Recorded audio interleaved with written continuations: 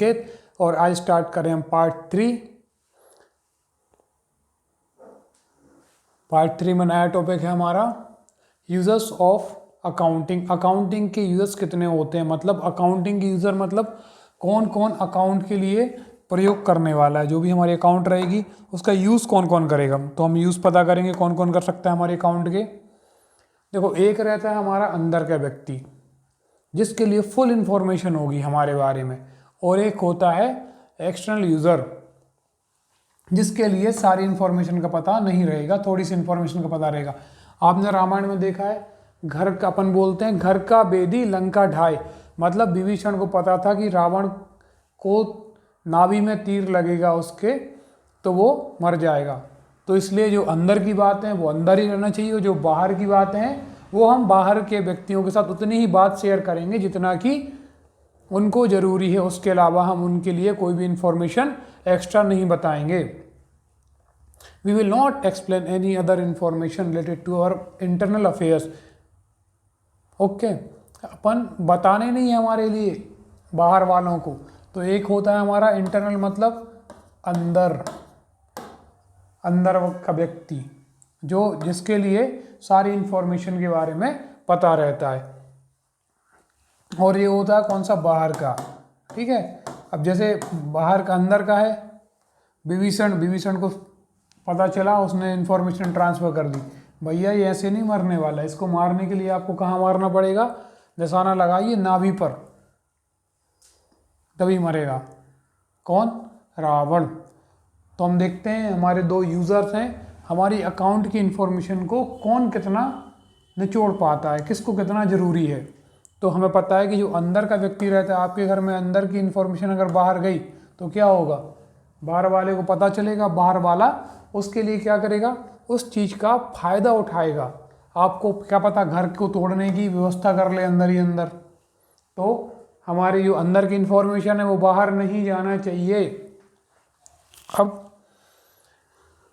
Users होते हैं, internal user are the users who have access to significant information at the micro level, मतलब इसको छोटी से छोटी इन्फॉर्मेशन के बारे में पता रहेगा। छोटी से छोटी इन्फॉर्मेशन बताएंगे हम किसके लिए, इंटरनल यूज़र के लिए पता ही रहेगा, क्योंकि वो देख रहा है।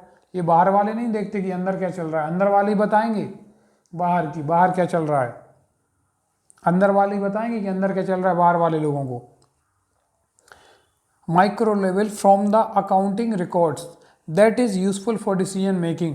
जो छोटी छोटी इन्फॉर्मेशन क्या रहती है, छोटी छोटी इन्फॉर्मेशन रहती है किसके लिए यूज़फुल रहती है, हमारे इंटरनल जो डे टू डे एक्टिविटी करते हैं, हमारा कितना सेल करना है, कितना परचेस करना है, हमारी कॉस्ट प्राइस क्या आ रही है, हमारी सेल्स प्राइस क्या आ रही है, इसके लिए पता करना है। ये किसको पता रहेगी, हमारे इंटरनल यूज़र के लिए। बाहर वाले को पता रहेगी क्या, नहीं रहेगी। अगर बाहर वाले को सब कुछ फॉर्मूला पता चल जाए तो बाहर वाले ही कंपनी खड़ी कर ले, तो बाहर वाले को हम नहीं बताएंगे, हमारा कॉम्पिटिटर बन जाएगा।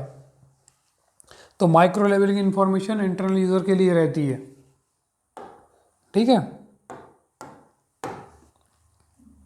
फिर following are the internal user and their needs for accounting information. जो हमारे कौन है इंटरनल यूज़र, कौन कौन से हमारे, अब हमें भी तो पता करना पड़ेगा। तो इंटरनल यूज़र देखते हैं हम कौन कौन से हैं।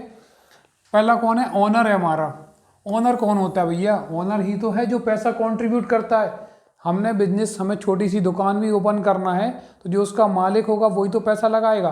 तो अगर नुकसान होगा तो कौन बियर करेगा, ओनर ही करेगा। इसलिए owner are the person who contribute capital in a business and bear the maximum risk. ये मैक्सिमम रिस्क बियर कर रहा है। कल के दिन बिजनेस डूब गया तो क्या होगा, नुकसान किसको होगा, लॉस किसको होगा, ओनर को होगा। तो ओनर के लिए तो भैया इन्फॉर्मेशन प्रोवाइड करना जरूरी है, क्योंकि क्या करेगा ये, टाइम पर इफेक्टिव डिसीजन भी ले सकता है ओनर। ओनर जो बोलेगा वही तो मैनेजमेंट करेगा। एंड गेट मैक्सिमम रिवॉर्ड, और सबसे ज़्यादा रिवॉर्ड मतलब क्या होगा, अगर कंपनी प्रॉफिट में हुई तो भैया पैसा ही पैसा मिलेगा इसके लिए, किसके लिए, ओनर के लिए। ओनर की तो हो गई बल्ले बल्ले, तो ओनर के लिए इंफॉर्मेशन देना जरूरी है। नेक्स्ट है हमारा मैनेजमेंट।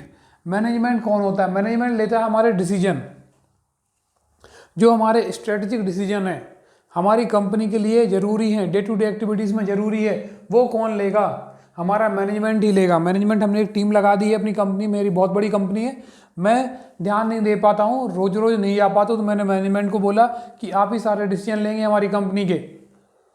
तो डिसीजन कौन ले रहा है? हमारा management. Management compromise of a person. Management कौन है? एक टीम है। कॉम्प्रोमाइज मतलब बहुत सारे लोग हैं, ये टीम है। क्या करती है ये? हु इन्वॉल्व मेकिंग स्ट्रेटजी, बनाएगी कि भैया हमें कैसे लड़ना है बाहर वालों से। लड़ना नहीं, तलवार बंदूक लेके नहीं लड़ेंगे। लड़ेंगे कैसे? कि हमारे जो कॉम्पिटिटर है उसके लिए हमें कैसे फेस करना है। जैसे एग्जाम्पल लेते हैं कि हमारे यहाँ मार्केट में बहुत सारी शॉप आती हैं, ठीक है ना। तो मान के चलो एक आती है, कौन सी? लक्स की आती है, ठीक है ना। एक आती है कौन सी? नंबर 1 मान लो, ठीक है। तो दोनों को कॉम्पिटिट करना है, तो इंफॉर्मेशन इसको स्ट्रेटजी बनानी पड़ेगी कि हम ये लक्ष्य को कैसे कॉम्पिटिट करें। यार निर्मा वो नंबर 1 आगे है, तो नंबर 1 को कॉम्पिटिट कैसे करें, ये स्ट्रेटजी कौन बनाएगा? मैनेजमेंट बनाएगा। कैसे एडवर्टाइजमेंट देना है, कैसे क्या करना है, कौन से एक्टर के लिए हमें अपनी एडवर्टाइजमेंट लेना है, ये डे टू डे एक्टिविटीज कौन करेगा? डिसाइड मैनेजमेंट करेगा। फिर आता है हमारा कौन सा? एक्सटर्नल यूजर, मतलब बाहर का आदमी। बाहर वाले को हम कितनी इन्फॉर्मेशन देंगे? जितना जरूरी है वही इन्फॉर्मेशन प्रोवाइड करेंगे। अगर हमने ज़्यादा इन्फॉर्मेशन प्रोवाइड कर दी, पता चला बाहर वाला निकला, तो वो खुद ही कंपनी खोल के बैठ जाए। तो external user are the user who do not have access to information at the micro level. मतलब जो हमारा बाहर का व्यक्ति है उसके लिए छोटी छोटी इन्फॉर्मेशन होगी क्या? नहीं होगी। छोटी छोटी इन्फॉर्मेशन हमें देनी नहीं है बाहर वाले, इनके लिए बस हमें फाइनेंशियल स्टेटमेंट देना है। फाइनेंशियल स्टेटमेंट में क्या क्या आता है? प्रॉफिट एंड लॉस अकाउंट आता है, बैलेंस शीट आती है, तो हमें यही डॉक्यूमेंट प्रोवाइड करना है। हम पढ़ेंगे नेक्स्ट चैप्टर में, टर्म्स पढ़ेंगे, तो फाइनेंशियल स्टेटमेंट क्या कहलाता है, बैलेंस शीट क्या कहलाती है, प्रॉफिट एंड लॉस क्या कहलाता है, सभी हम बहुत शानदार तरीके से पढ़ने वाले हैं, लर्न करेंगे बहुत इफेक्टिव तरीके से। इसलिए थोड़ा अभी समझिए, फाइनेंशियल स्टेटमेंट मतलब कंपनी के जो कागज होते हैं इंपॉर्टेंट, जिसमें हमारा असेट एंड लाइबिलिटीज का ब्यौरा होता है, ठीक है, कि हमारे पास कितनी असेट लाइबिलिटीज है, कितना हमारे पास फंड है, ये सब होता है। तो दैट गिव्स रिलेवेंट, जो फाइनेंशियल स्टेटमेंट है वो रिलेवेंट इंफॉर्मेशन प्रोवाइड करता है, किसके लिए? एक्सटर्नल यूजर के लिए, ठीक है। जितनी उसके लिए ज़रूरत है वही इंफॉर्मेशन प्रोवाइड करेंगे। और जो इंफॉर्मेशन प्रोवाइड करेंगे वो क्या होना चाहिए? हम पढ़ते क्या रहे हैं? ट्रू एंड फेयर होना चाहिए भैया। गलत इन्फॉर्मेशन प्रोवाइड नहीं करेंगे। जितनी दे रहे हो उतनी तो सही इन्फॉर्मेशन दो उसके लिए, सामने वाले के लिए। ये हो गया हमारा एक्सटर्नल यूज़र। अब हम देखते हैं एक्सटर्नल यूज़र कौन कौन से होते हैं, वो भी देख लेते हैं। Banks and financial institution. Bank क्या करता है? बैंक में हर कंपनी, कोई भी छोटी से छोटी दुकान हो, उसका खाता तो रहता ही है। उसका खाता नहीं होगा, उसके ओनर का तो खाता होगा, अकाउंट। और जो बड़ी कंपनीज रहती हैं उनके बैंक से ट्रांजैक्शन होते हैं। तो बैंक के लिए, और ट्रांजैक्शन होने के बाद बैंक से क्या करते हैं? मनी बोरो करती हैं कंपनीज। तो बैंक के लिए आप फाइनेंशियल स्टेटमेंट शो करोगे, जब भी तो कंपनीज को लोन प्रोवाइड करेंगे बैंक। फिर फाइनेंशियल इंस्टीट्यूशन, ये भी कंपनीज लोन बोरो करती हैं। किससे? फाइनेंशियल इंस्टीट्यूशन से। पोटेंशियल इन्वेस्टर, जो इन्वेस्टर हैं उनके लिए फाइनेंशियल स्टेटमेंट हम प्रोवाइड करेंगे, जब भी तो हमारे यहाँ पे कंपनीज में इन्वेस्टर आएंगे। सपोज जैसे बड़ी बड़ी कंपनी का नाम लेते हैं हम, एक होगी टाटा, आप सभी ने सुना होगा, रिलायंस, ठीक है, अडानी ग्रुप, और भी कंपनीज हैं बड़ी बड़ी, विप्रो, HP, डेल, फलाना ढिमका, इतनी सारी कंपनीज हैं जो ये सारी कंपनीज अपने फाइनेंशियल स्टेटमेंट शो करती हैं, जब भी तो इनके लिए देखकर इन्वेस्टर इनके शेयर वगैरह खरीदते परचेस करते हैं कि नहीं करते हैं, खरीदते हैं बेचते हैं। अब ये क्रेडिटर क्यों होता है? भैया क्रेडिटर को क्या ज़रूरत है हमारा फाइनेंशियल स्टेटमेंट देने की? क्रेडिटर वो व्यक्ति होता है जिससे हम अपनी कंपनीज का माल परचेस करते हैं। किस चीज़ में? उधारी में। उधारी में ये माल कब देगा? जब हमारे फाइनेंशियल स्टेटमेंट सही होंगे, ट्रू एंड फेयर होंगे, जब भी हमारे लिए ये प्रोडक्ट माल देगा हमारे लिए, जिससे हमारी डे टू डे जो एक्टिविटीज़ हैं वो इजीली तरीके से चल पाएँ। अगर हमारी कंपनी डूब रही है तो वो क्यों देगा? क्योंकि अगर कंपनी पैसा लेकर डूब गई तो कौन भरने वाला है? कोई नहीं भरेगा। इसलिए क्रेडिटर को भी फाइनेंशियल स्टेटमेंट देना जरूरी होता है। एम्प्लॉयज़ एंड वर्कर्स, हमारी गवर्नमेंट बहुत सारे रूल्स एंड रेगुलेशन बनाती है। किसके हक में? किसके बेनिफिट में? एम्प्लॉयज़ और वर्कर के हित में। उसमें क्या क्या रहता है? बहुत सारे बोनस रहते हैं, शेयर जो रहते हैं, बोनस आता है, शेयर्स वगैरह रहते हैं, शेयर में इशॉप आता है और स्वेट इक्विटी शेयर आते हैं। ये अभी अपन आगे पढ़ने वाले हैं बिजनेस स्टडी में, तो ये आते हैं। तो ये रूल्स एंड रेगुलेशन कौन बनाती है? गवर्नमेंट बनाती है। इसको फॉलो किसको करना है? कंपनीज को करना है। इसके अकॉर्डिंग प्रॉफिट डिस्ट्रीब्यूट होगा। प्रॉफिट डिस्ट्रीब्यूट होगा तो वो किसको मिलेगा? एम्प्लॉयज़ को मिलेगा। एम्प्लॉयज़ को प्रॉफिट मिलेगा तो उनको पता कैसे चलेगा कि प्रॉफिट कितना डिस्ट्रीब्यूट किया है? तो वो प्रॉफिट बताने के लिए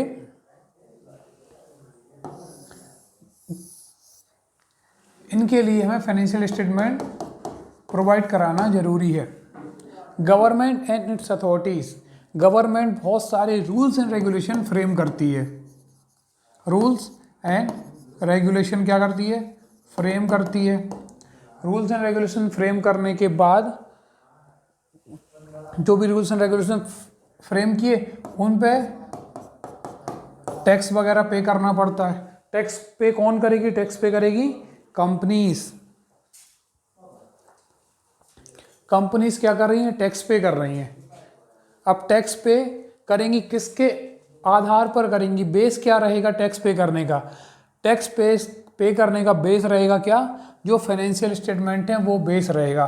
तो गवर्नमेंट के लिए भी फाइनेंशियल स्टेटमेंट अपने को बताना पड़ता है, सबमिट करना पड़ता है कि ये हमारे फाइनेंशियल स्टेटमेंट है, लो भैया देख लो, हमने इसके हिसाब से टैक्स पे किया है, हमसे बाद में कुछ नहीं बोलना है, जो बोलना है बोल लो।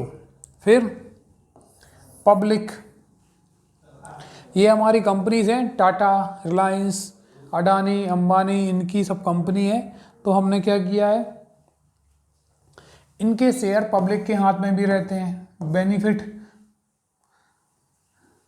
पब्लिक के हाथ में शेयर, पब्लिक शेयर परचेज करती है।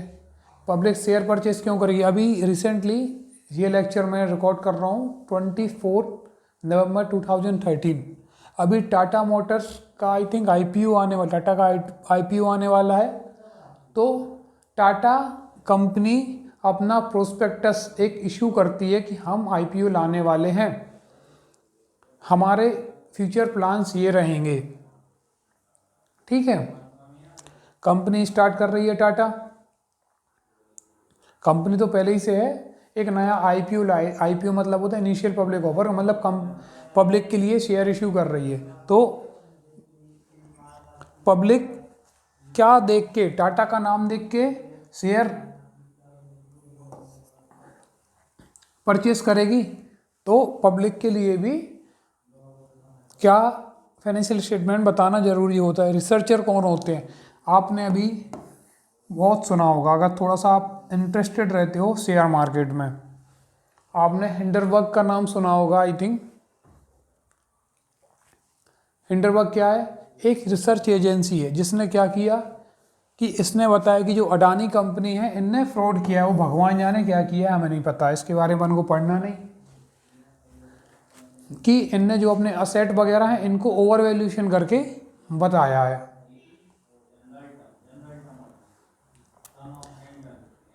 जनरल, हाँ, जो हमारे जो इनके एसेट वगैरह हैं इनको इनने क्या किया, ओवर वैल्यूएशन करके बता दिया है, जिससे इनका शेयर वगैरह प्राइस बढ़ रहा है। अब मुझे नहीं पता क्या बढ़ रहा है क्या घट रहा है। तो रिसर्चर ने इनको बता दिया कि तो इनके शेयर का एकदम प्राइस फॉल होने लगा। तो रिसर्चर बताते हैं कि कंपनी में कितना पोटेंशियल है, कितना ग्रोथ करने वाली है। तो इनके लिए भी, रिसर्चर के लिए भी क्या करना जरूरी है, फाइनेंशियल स्टेटमेंट शो करना जरूरी है।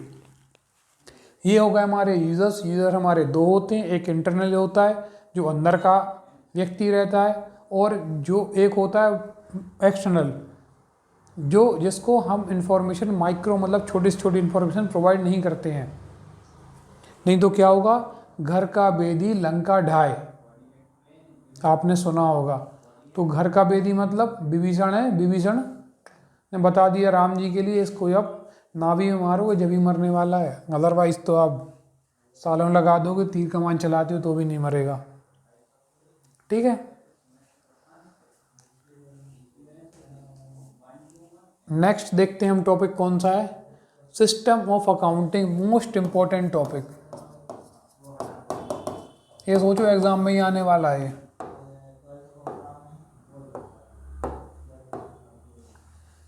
हमारे सिस्टम ऑफ अकाउंटिंग दो होते हैं, एक डबल एंट्री सिस्टम, एक सिंगल एंट्री सिस्टम। मतलब ये ऐसा है कि एक बाप के दो बेटे हैं, एक बहुत सिस्टमेटिक तरीके से काम करता है, एक अभी आधा अधूरा काम करता है। ठीक है।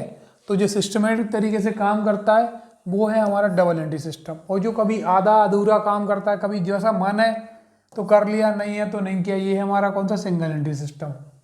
एक बाप के दो बेटे, एक बहुत सिस्टमेटिक तरीके से काम करता है, मतलब जो करेगा सही करेगा, और एक क्या करेगा, जो करेगा भैया कभी कर दिया तो कभी कभी सही करेगा और कभी गलत करेगा। इसका कोई भरोसा नहीं है, इसलिए इस पे अपन कोई भरोसा नहीं है।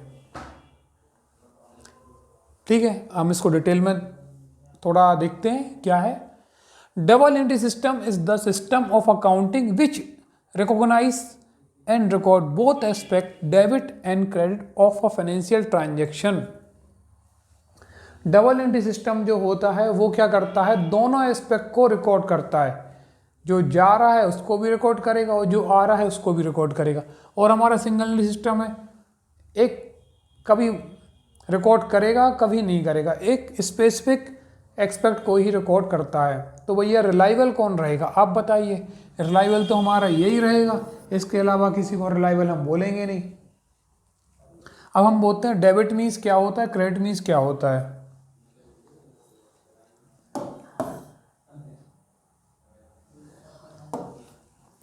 डेबिट और क्रेडिट मीन्स, अब थोड़ा सा आप समझ लीजिए, हमारे को टर्म्स में पढ़ना है डेबिट और क्रेडिट। अभी हम थोड़ा सा आपको शॉर्ट में बताते हैं डेबिट और क्रेडिट मीन्स क्या होता है।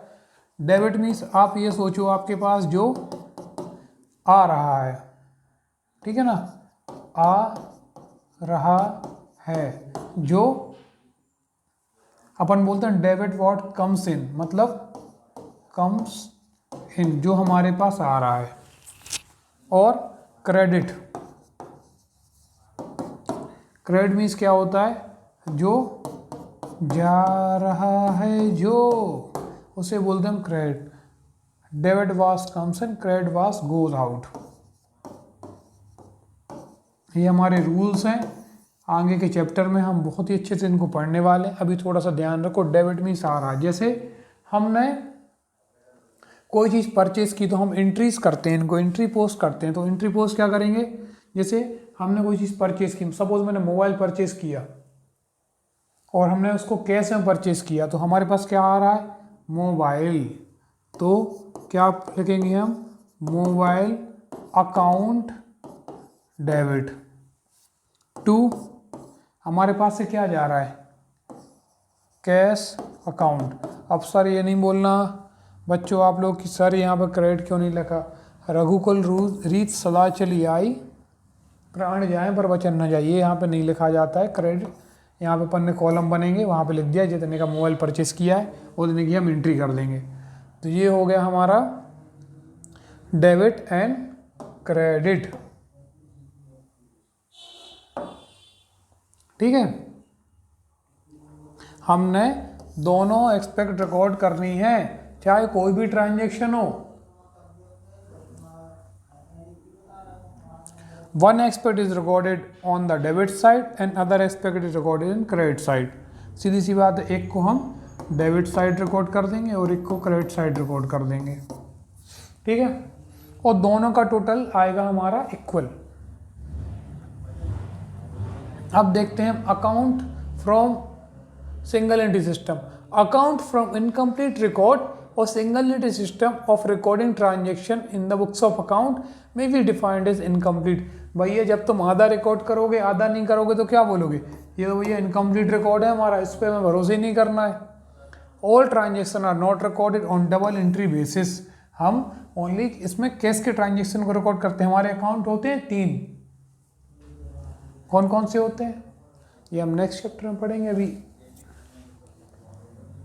ठीक है,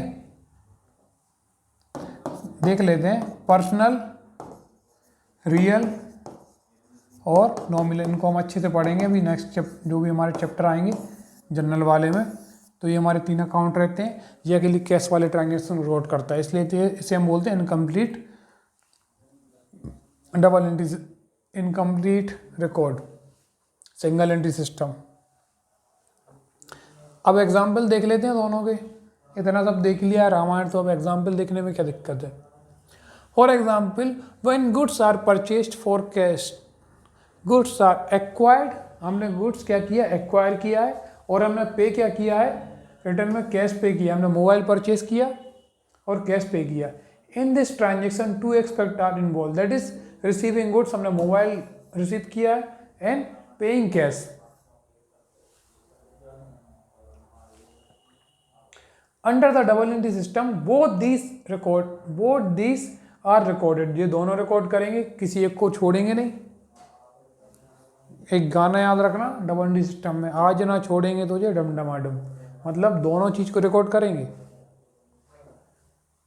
this system is based on the dual expect concept and is universally applied in accounting. हमें दोनों को, किसी को छोड़ना ही नहीं है, दोनों को रिकॉर्ड करेंगे भैया हम। जो ट्रांजेक्शन है उसे रिकॉर्ड करना है, दूसरा मत समझना। और सिंगल एंट्री सिस्टम में in some transaction both aspect of the transaction are recorded while in other either one aspect is recorded. एक ही रिकॉर्ड करेंगे या दोनों कर लेंगे। भैया कैश अकाउंट की है, instead of maintaining all this account only personal account and cash account are, cash book are, देखो एक पर्सनल अकाउंट मेंटेन करेंगे, आगे पढ़ने वाले हैं हम, अभी थोड़ा समझो कि बस इतना ही समझो आपकी पर्सनल अकाउंट क्या होता है, और कैश बुक मेंटेन करेंगे, इसके अलावा कुछ होता नहीं है, इसलिए ये रिलायबल नहीं है, ये अनसिस्टमेटिक है, इसलिए इसे बोलते हैं हम फुल्ली सिस्टमेटिक। ठीक है, उसको अनसिस्टमेटिक बोलते हैं। ये हो गया हमारा क्या, अब इतना सब कुछ हो गया तो भैया ये रिलायबल नहीं है, ये हमारा क्या है 100% रिलायबल है, और फॉलो हम यही करते हैं हमेशा। आधे अधूरे को ट्रांजेक्शन को रिकॉर्ड करके क्या करेंगे। फिर हम नेक्स्ट पढ़ते हैं क्या, features of the double entry system. Features क्या क्या हैं हमारे डबल एंट्री सिस्टम के। It maintain a complete record of each transaction. भैया ईच ट्रांजेक्शन हमने पढ़ लिया कि हमें जो जा रहा है उसके लिए भी रिकॉर्ड करेंगे और जो आ रहा है उसके लिए भी रिकॉर्ड करेंगे। फिर it recognise 2-fold aspect of every transaction with the aspect of receiving value. हमने क्या किया, जो रिसीव कर रहे हैं वो भी वैल्यू रिकॉर्ड की और जो जा रहा है वो भी वैल्यू रिकॉर्ड की। Giving in this system one aspect is debited, एक एक्सपेक्ट डेबिट होगी तो दूसरी क्रेडिट होगी, and other expect is credit following the rules of debit credit. जो भी हमारे रूल्स रहते हैं डेबिट क्रेडिट के, ठीक है ना, हम नेक्स्ट चैप्टर में भी आके पढ़ने वाले हैं। रूल्स एंड रेगुलेशन जो भी रहते हैं हमारे, हम नेक्स्ट पढ़ेंगे, तो एक एक करके अभी जितना इंट्रोडक्शन में आ रहा है वो आप थोड़े से अच्छे से लर्न करते जाओ। स्टेप बाय स्टेप बढ़ोगे तो आपको कन्फ्यूज़न नहीं रहेगी, अदरवाइज अगर स्टेप बाय स्टेप नहीं बढ़ोगे तो कन्फ्यूज़न तो 100% रहनी है। बाकी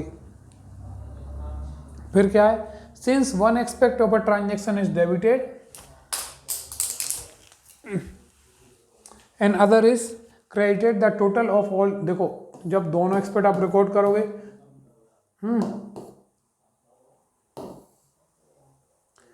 ये है टेबल, अरे ये टेबल, यहाँ पे आपने डेबिट के ट्रांजेक्शन रिकॉर्ड किए, यहाँ पे क्रेडिट के ट्रांजेक्शन रिकॉर्ड किए, तो जो यहाँ का टोटल आएगा वो हमारे हमेशा क्या होगा, LHS बराबर RHS, ये होगा। ठीक है,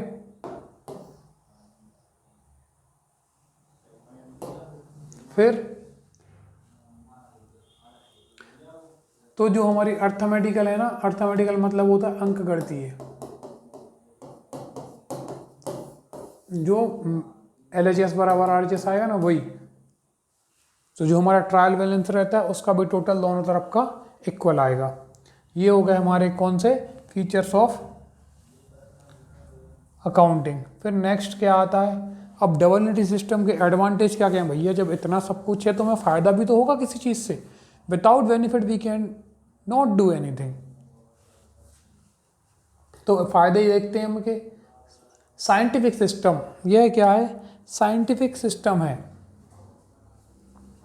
साइंटिफिक मतलब होता है वैज्ञानिक तरीके से कि पूरा मेल जोल किया हुआ है, इसमें कोई ऊंच नीच नहीं है कि हम इसको गलत दिखा रहे हैं इसको सही दिखा रहे हैं। तो double entry system is a systematic system of recording business transaction as compare to single entry system. It helps attain the objective. इससे हम क्या करते हैं, डबल एंट्री सिस्टम से ही हम अपने जो ऑब्जेक्टिव है, हमारे अकाउंट करने का क्या है, हमारा उद्देश्य है, वो पता कर पाएंगे। Otherwise we can not do anything. Complete record of transaction under the system, both side of a transaction are recorded. हम इसमें क्या भी करते हैं, दोनों जो हमारे पास जा रहा है वो भी रिकॉर्ड करेंगे, जो आ रहा है उसको रिकॉर्ड करेंगे। तो हम क्या कर रहे हैं इसमें, we are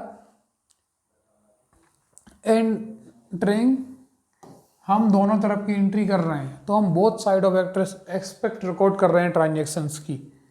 it is a complete record as it result in showing correct income और लॉस, असेट एंड लाइबिलिटीज। ये हमारे लिए क्या दिखाएगा, जो हमारी असेट है, लाइबिलिटीज हैं, इनको प्रॉपर वे में दिखाएगा, करेक्ट तरीके से दिखाएगा। नहीं तो एक रिकॉर्ड करो एक नहीं करोगे, असेट रिकॉर्ड कर लिए लाइबिलिटीज रिकॉर्ड नहीं की, दोनों का टोटल ही नहीं आ रहा बराबर।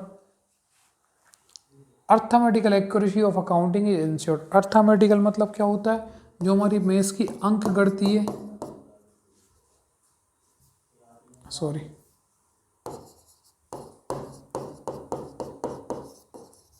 अंक गणती मतलब मैथ से जो भी रहती है ना, हमारी जो टोटल्स वगैरह हैं सब सही लिखोगे तो टोटल वगैरह सही आएगा कि नहीं आएगा, आएगा, 100% आएगा।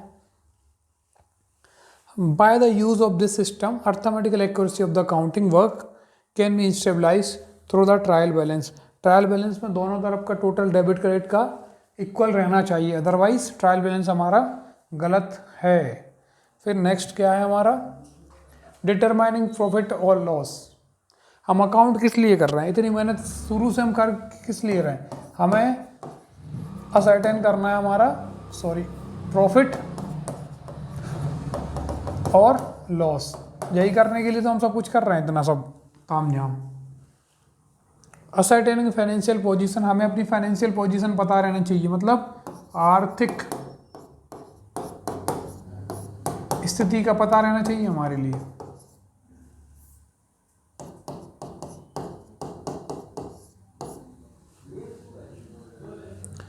Helps management and decision making, हमारे सब जो हमारा डबल एंट्री सिस्टम है सब कुछ सही रहेगा, अकाउंट सही रहेगा, तो ये हमें क्या करेगा, हेल्प करेगा डिसीजन लेने में। हमें कोई भी चीज़ की बारे में हमें डाटा देख के हम easily we can take decision, तो हमारा ये क्या हो गया, डिसीजन लेने में हेल्प कर रहा है। नेक्स्ट क्या है, detection of fraud and miss appropriation. Suppose हम सिंगल एंट्री सिस्टम यूज़ करते तो हम ओनली किस चीज़ के ट्रांजेक्शन है, ओनली हम कैश बुक मेंटेन करते हैं और पर्सनल अकाउंट के ट्रांजेक्शन करते हैं रिकॉर्ड, और कुछ करते नहीं। तो हमें हमारे सारे अकाउंट में जो क्या चल रहा है हम पता ही नहीं कर पाते, हम अकेली ट्रांजेक्शन नहीं रिकॉर्ड करते, तो हमारे क्या होते, फ्रॉड वगैरह बहुत सारे आते। इस डबल एंट्री सिस्टम से हम डिटेक्ट कर पाते हैं कि क्या हमने एरर, जो भी एंट्री पोस्ट कर रहे हैं हम, तो क्या एरर कर रहे हैं, तो वो हमें पता चलता है। ये हो गए हमारे का advantage of double entry system. ठीक है, अब नेक्स्ट टॉपिक है हमारा, लास्ट टॉपिक है हमारा ब्रांचेस और सब फील्ड ऑफ अकाउंटिंग। तो ये हमारा टॉपिक इतना ज़रूरी नहीं है नेसेसरी, बस थोड़ा नॉलेज के लिए है कि हमें क्या क्या ज़रूरी है। हमें ओनली फाइनेंशियल अकाउंटिंग कोर्स में है, कॉस्ट अकाउंटिंग नहीं है और मैनेजमेंट अकाउंटिंग नहीं है। बस ये जान लीजिए आपकी अकाउंट की ब्रांचेस कितनी होती हैं। फाइनेंशियल अकाउंटिंग हम कूट के पढ़ने वाले हैं 11th-12th में, ठीक है, तो इसको यहाँ पढ़ना है अच्छे से। कॉस्ट अकाउंटिंग हम पढ़ने वाले नहीं है, पर हमें पता रहना चाहिए कॉस्ट अकाउंटिंग क्या कहलाता है, मैनेजमेंट अकाउंटिंग क्या कहलाता है। फाइनेंशियल अकाउंटिंग किस चीज़ में डील करता है? Financial account deal with maintenance of books of account, determine financial performance and